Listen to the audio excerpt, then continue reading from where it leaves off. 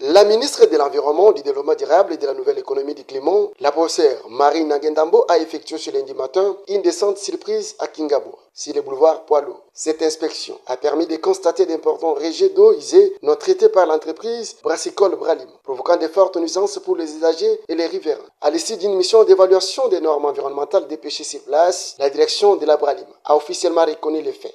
La brasserie s'est engagée à stopper son délai de déversement des eaux usées sur la chaussée publique. Pour résoudre durablement cette crise écologique et routière, la Bralima financera l'installation de nouvelles canalisations d'évacuation vers le fleuve Congo. Les normes exigent que la Bralima dispose d'un système interne de retraitement des eaux usées avant tout rejet dans la nature.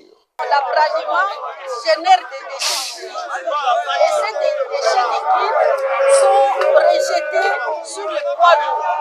Et tous les usagers de cette grande route souffrent de la pollution générée par les eaux usées que la Bralima envoie sur la chaussée. Donc je suis venue d'abord avant ma descente ici, j'ai envoyé une mission d'évaluation des normes environnementales. On a évalué les eaux et on a trouvé qu'il y avait la pollution. C'est ainsi que je suis venue pour m'enquérir des travaux qui ont commencé parce que j'ai obligé qu'on fasse les travaux pour canaliser ces eaux usées-là. Mais au-delà de la canalisation des eaux usées, il y a la nécessité de retraiter ces eaux-là d'abord en amont, à l'intérieur de l'usine, avant de les évacuer vers l'exutoire. Et l'exutoire ici, c'est le fleuve Congo. Donc, la Bralima n'a pas le droit d'envoyer les eaux non retraitées à l'exutoire qui est le fleuve Congo. Bon, les dispositions, c'est qu'il y a une mission qui va faire le suivi des travaux qui sont en train de se réaliser au niveau de Bralima. Et là, je viens d'échanger avec les responsables de l'OVD qui a la charge de ces travaux. On a convenu sur la manière de faire les travaux.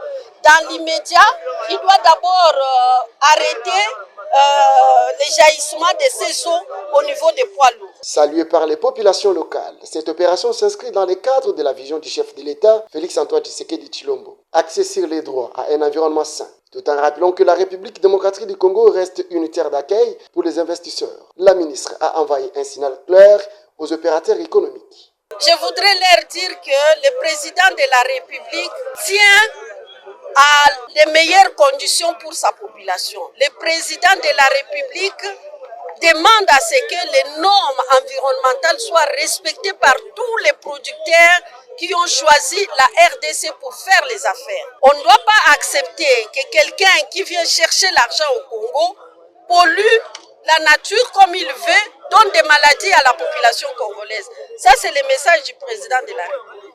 Cette descente marque le coup d'envoi d'un contrôle généralisé.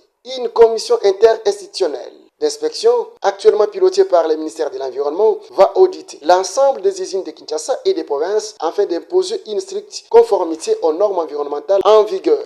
Hey,